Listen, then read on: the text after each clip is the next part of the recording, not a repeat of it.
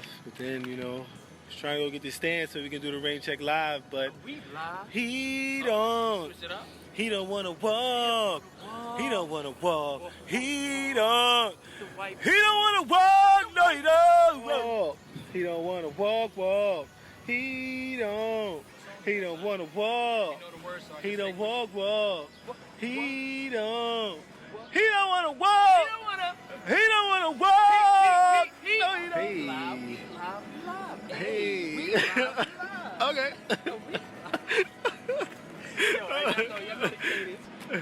Rain check live. You only got like 3 more seconds. It's like,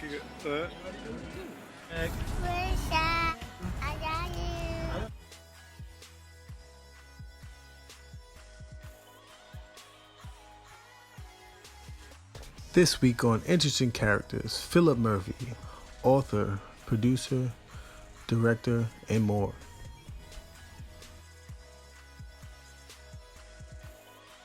What's up, y'all? My name is Phil Murphy. I was born in the Bronx. I grew up in Queens. You know, growing up, I actually spoke Spanish first, so I learned English when I went to St. Gabe's. That was weird, but whatever. I used to be hooping with my guys, you feel me? We was out there playing wild ball. I was out there hooping, but I was also thugging at the same time, wilding in the streets, not going home for days, but that was just part of my lifestyle, my development, you know, just understanding and learning my environment, you know? And, you know, it helped a little bit. It helped me with being tough and stuff like that, but then, you know, it also, you know, ended up with me getting shot with AK-47.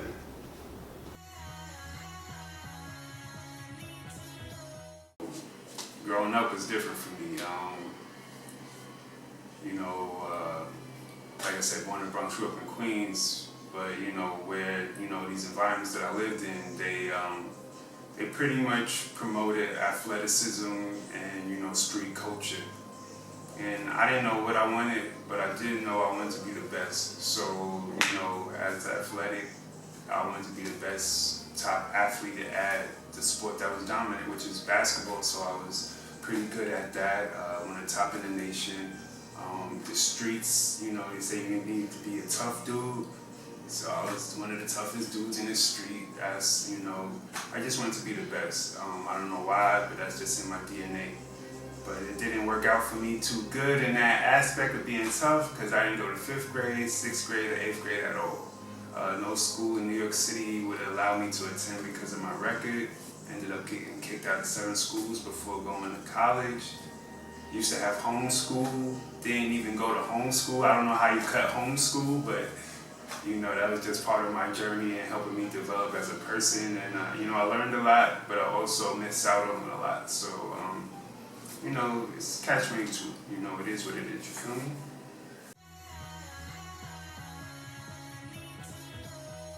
So, you know, definitely had an interesting journey growing up. From high school, started at Christ the King, got kicked out of there, whatever. Had to go to, you know, I went to a few other schools. My mom's moved upstate to Middletown, New York. So my life had to go with it, you know, so I was thinking about all kind of schools. Should I go to Houston and live with Kenny Smith's brother, Vince Smith? Should I stay at Middletown High School to just play basketball there? I wasn't really sure what I wanted to do, but I was just chilling all the time anyway. So me chilling ended up where I had to go to school at Middletown High School because I was already too late to go to Houston, because school starts super early out there. It's in August. In New York, school starts in September, so couldn't go there. So ended up going Middletown. Wasn't really feeling that situation like that. Went to Redemption Christian Academy. That was an experience in itself, and then I ended up getting kicked out of there. So that was, you know, that kind of messed me up college recruitment wise, because, you know, I was recruited by a lot of top schools in the nation, and then I didn't receive my grades from Redemption, so I had to go to junior college, and I couldn't accept any scholarships for the Division I's because I didn't qualify. So ended up going to JUCO in Texas, Howard College in Big Spring, Texas. crazy experience, tumbleweeds running across the legs, all that kind of weird stuff. So, you know, horses, going to stampedes, all kind of country stuff. I was going to rodeos, you feel me? Had the cowboy boots, all kind of crazy stuff. But it was dope though, it was dope. And I knew at that point in time in my life, and I knew going to college period, that I was going to take everything serious. So, and I did that, you know, I worked hard athletically and academically. So I was on the dean's list for my academics, and then, you know, basketball, that was second nature. You know, we was number one in the country, you know, so that was it, you know, just having a good time. And then, you know, they wanted me to actually stay. They didn't want me to leave because they knew my background. They knew, you know, the old Phil Murphy. So they wanted me to stay at the school during the summer.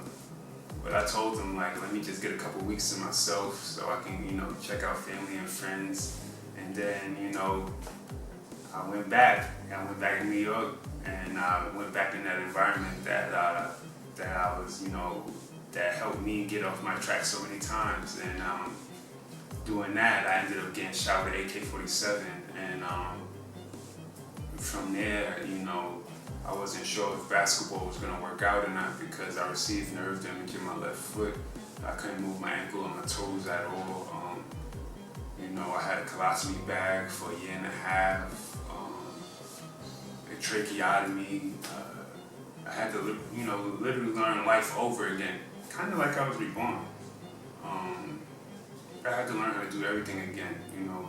I had to learn how to talk, eat, drink, write, walk again. I was 215 pounds when I got shot, left the hospital 160 pounds. You know, I lost every muscle in my body, so I had to literally do everything, learn everything, start over again. So, you know, that's what I did. And they offered me a job to coach, you know, a basketball job, and, you know, I turned that down because I just wanted to experience new. You know, I'm not saying I didn't appreciate what basketball done for me, but I did want to see what else was out there, you know what I'm saying? All we did all our life was play ball, hang out, so it's like, let me see what else life has to offer. So, you know, I just continued my journey, and Texas Tech was recruiting me while I was at the JUCO, so I was like, if I get better, maybe I just go, you know, play basketball here. So I continued my journey at Texas Tech. You know, it was tough for me. It was tough for me at first because that was real school. Not gonna say that Howard wasn't real school or the high schools wasn't real school, but yeah, it was different. You know, I couldn't even read the questions, so you know, I had to lock in because my first year at Tech had a .561 GPA. So for people that understand GPAs, that's not too good, you feel me? But what made it, you know, and this didn't help either, that, you know, my best friend, I met him at St. Gabe's, he got murdered, you know, during my finals at Texas Tech. Not saying that's the reason why I failed, but that didn't help either. You know, him being murdered was definitely something that was an eye-opener for me. Because, you know, I got shot with AK-47, but, you know, not saying that his injuries wasn't severe, but it was weird that, you know, this happened to me and this happened to him, and it's like, why am I here? So I just went, you know, and I pushed it a little bit harder, you know, and I was just trying to figure things out, you know, and I took the time to listen instead of just doing what I wanted to do.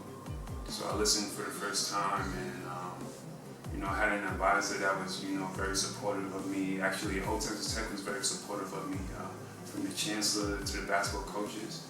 They all helped me with my journey. So from there, you know, I switched my majors. I ended up, you know, becoming dean's list again, but doing way better now. I was doing way better academically. Created academic models in my junior year in undergrad. You know, I had 30 students work for me as a part of my academic model that was to help students that who were struggling. So, and the research that I did on it actually was successful as well. to where now I was doing presenting at research conferences and all kind of stuff that it was weird. You know, I didn't go 5th grade, 6th grade, or 8th grade, but now I'm doing academic presentations on how to achieve success and teaching teachers how to teach students. Like, that was weird. That was a crazy experience. You know, still doing that kind of stuff now, but that was definitely life. What's inspiring to me, or how am I inspired?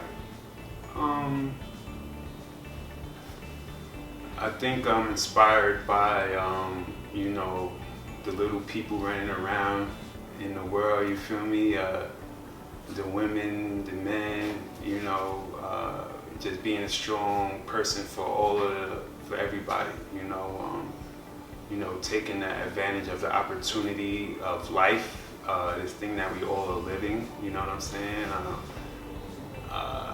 I've seen the opportunity get taken away from a lot of people, so I was inspired by those lives, you know, being a strong man for the women, being a positive example for men, you know, being a person to you know, that the children can look up to. I don't want to play with this thing no more. It's, you know, it's a pretty cool experience, and you know, I tried to learn from the world and it didn't really work for me. So, you know, the next best thing, and probably the best thing, is, you know, the big homie Jesus. I think that was very inspiring, you know, what he endured and conquered. So I think all of that, saying all of that is, that's, you know, that's what I'm inspired by.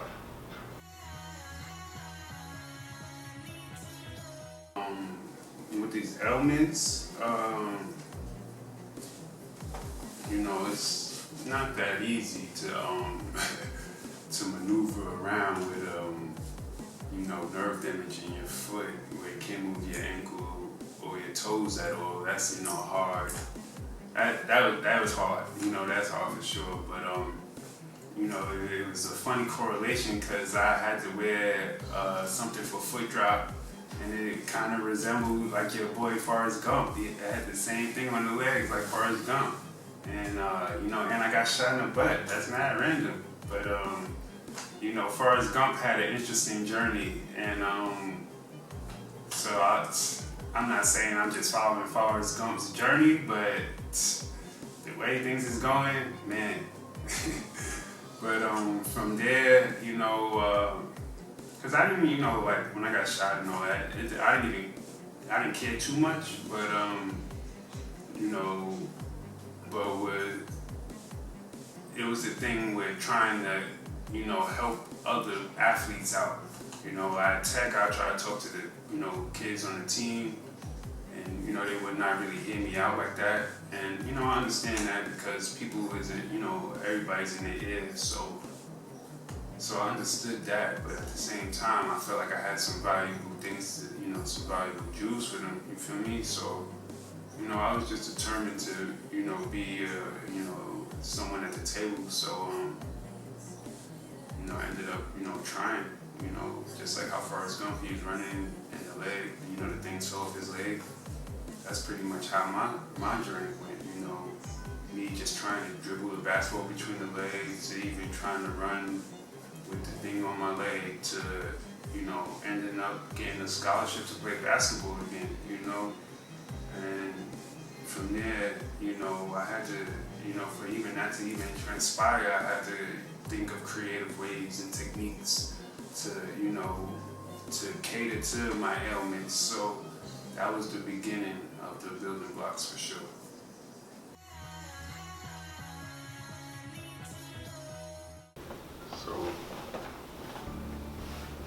So figuring things out,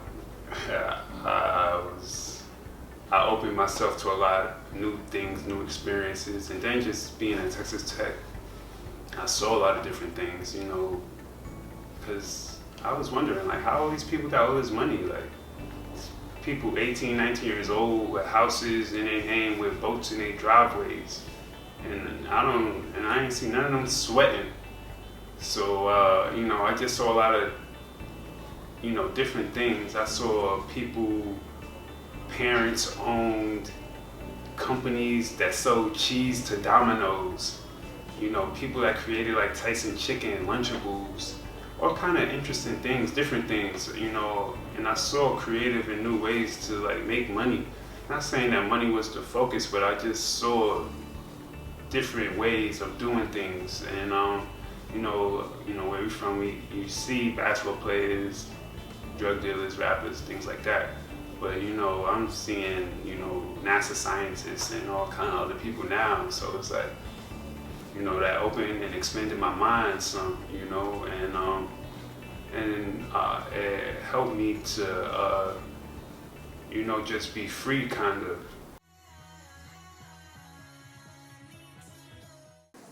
My overall goal,